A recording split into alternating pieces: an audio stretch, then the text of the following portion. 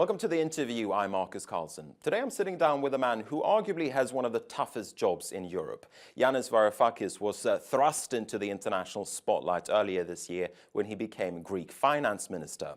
One of his first tasks in office was to negotiate an extension of the Eurozone's aid program for Greece. He did so successfully, but now, only weeks afterwards, there's fresh speculation that Greece may run out of money as it awaits another 7.2 billion bailout tranche from the rest of the Eurozone. Minister, thank you very much indeed for speaking to us, first of all. Now, you stepped into your current job from a relatively low-profile job in academia. What has that experience been like, and what's been the toughest thing you've had to do as minister? Well, the crucial point here is that I came in with my eyes wide open. So I was expecting a tsunami to hit me the moment I took this job. So when expectations are confirmed by reality, the shock is lessened substantially. What is the most astounding aspect of this job? Well, the support of the Greek people on the streets.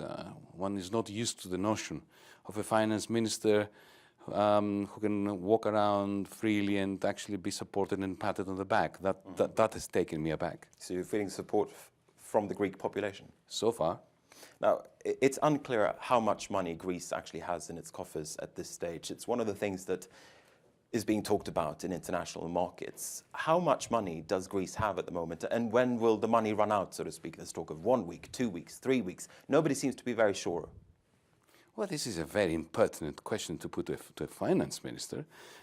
Surely you're not expecting an answer regarding the specifics. I know that you're a straight talker, sir, so I'm hoping for that. I'm a straight talker, and let me answer the question straightforwardly in a manner which elucidates the point. Greece was always going to have a difficult March for 2015, always. If you look at the repayment schedules that were designed back in 2012, there was always going to be a hump in March, April of 2015. Because you've got one repayment to the IMF coming That's up right. of 1.2 billion euros. Our repayments are lumpy. They're not smooth. Perhaps they could have been designed in a better manner by previous governments as well as by our creditors, but this is the situation. We chose the strategy of speaking frankly to our partners and saying to them that our priority is not to get the next loan tranche above all else. What our priority is to stabilize the Greek economy and end the downward spiral, the debt deflationary spiral, which makes a bad thing worse and has been doing this for 5 years now. During this process, as you know, as you have been following, we managed to come to a momentous agreement on the 20th of February, and now I'm happy to report that we have begun the implementation of it.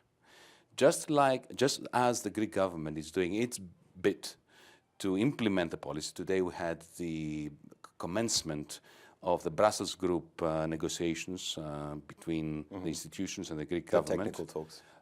Tomorrow there will be fact-finding missions in Greece, reporting to the Brussels Group, assisting the Brussels Group in its deliberation.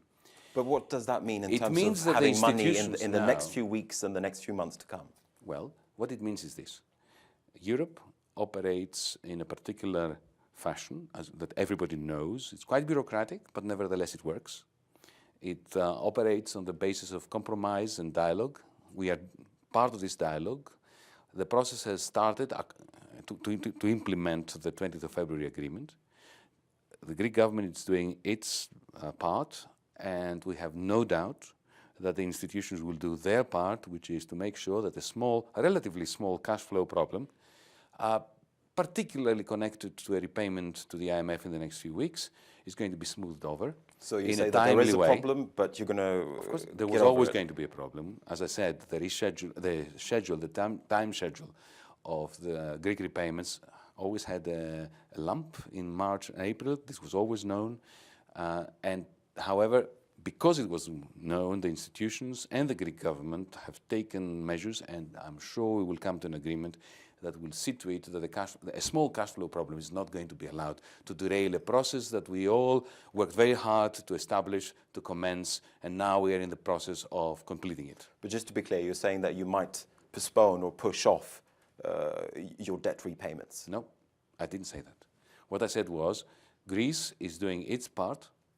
The institutions will do their part so that there will be absolutely no need for any postponement of repayments, so that the liquidity issue is dealt with in a timely manner and in a manner which is consistent with what the Eurozone has been doing over the last few years. This is not the first time we've had a similar situation. Let me remind you that the summer of 2012 was precisely such a case. Now, you're currently in talks, you've alluded to it, to get your hands on a 7.2 billion euro bailout tranche from the rest of the Eurozone. We've seen negotiations in the past few weeks, in the past few months, being pretty tense. You put it to us earlier that you've been frank with your partners. As I say, though, we've seen a pretty tense negotiation landscape in front of us, at least from our perspective, the media perspective. How tense has it been? It's been quite tense and utterly civilized at the very same time. Look, let me put it simply. When frankness appears on the horizon, often tension follows. But then that tension gets resolved. And to the extent that everybody is honest about the situation and they put forward in good faith suggestions, this tension, once it is resolved, gives rise to a synthesis of views and to an improvement in the program, in the process, and in the policies that are being implemented. And this is how Europe works. Some might say that you've misplayed your card, though, because there's been quite an intense pushback from the rest of the Eurozone, Germany in particular, but also from other countries. Have you misplayed your cards?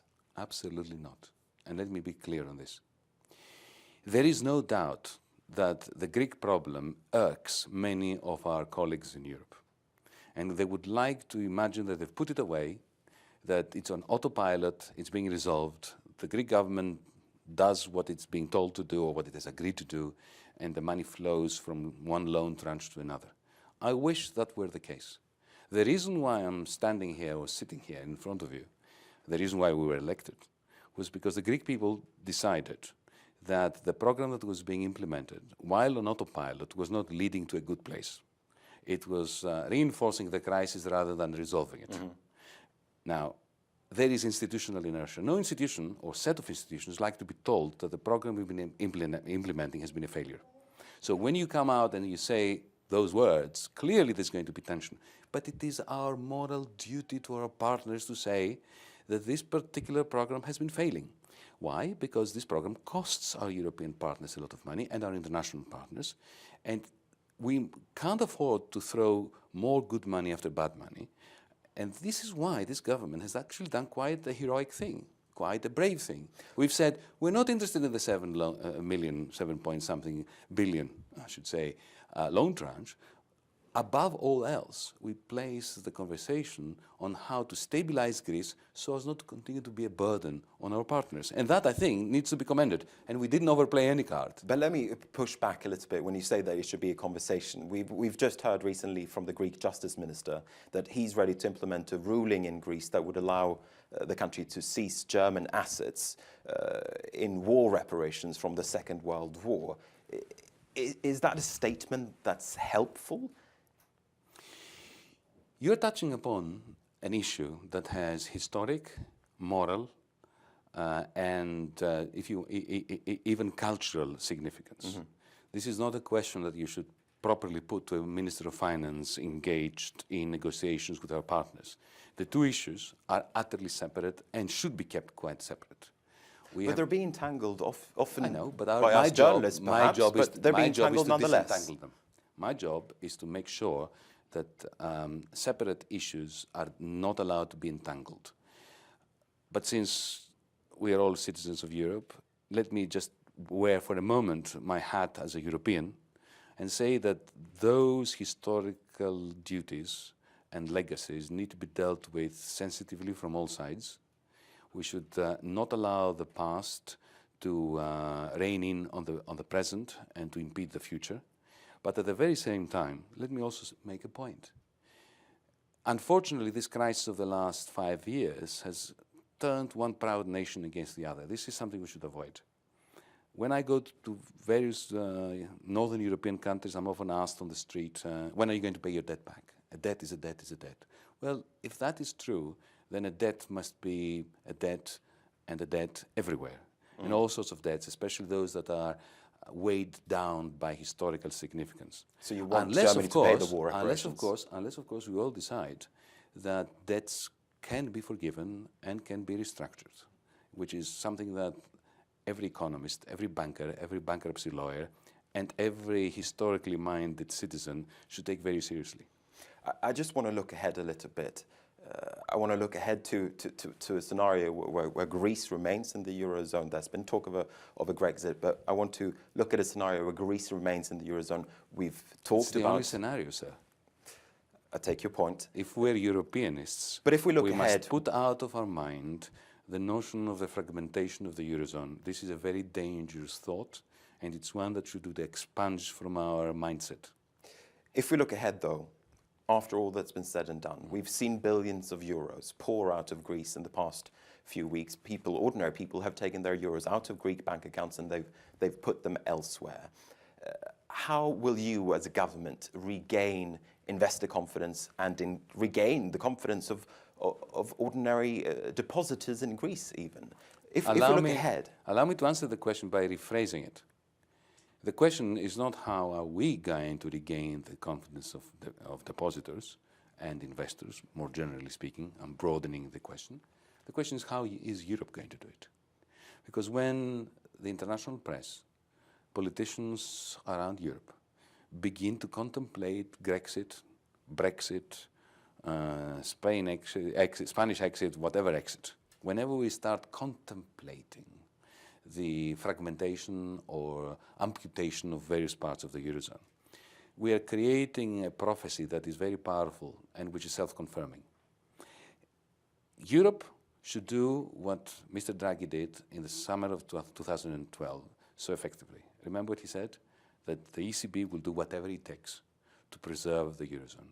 This is the gospel that we should all be reading from, that Europe is indivisive, the Eurozone is not to be fragmented, and anyone who contemplates its fragmentation is either wittingly or unwittingly anti-European in their narratives. Yanis Varoufakis, unfortunately we have run out of time. I want to thank you nonetheless for taking the time to speak to us here at France 24, and I hope to be able to speak to you in the not-so-distant future. That once again was Yanis Varoufakis, the Greek finance minister, and with that we're going to be wrapping up this program. Thanks for watching.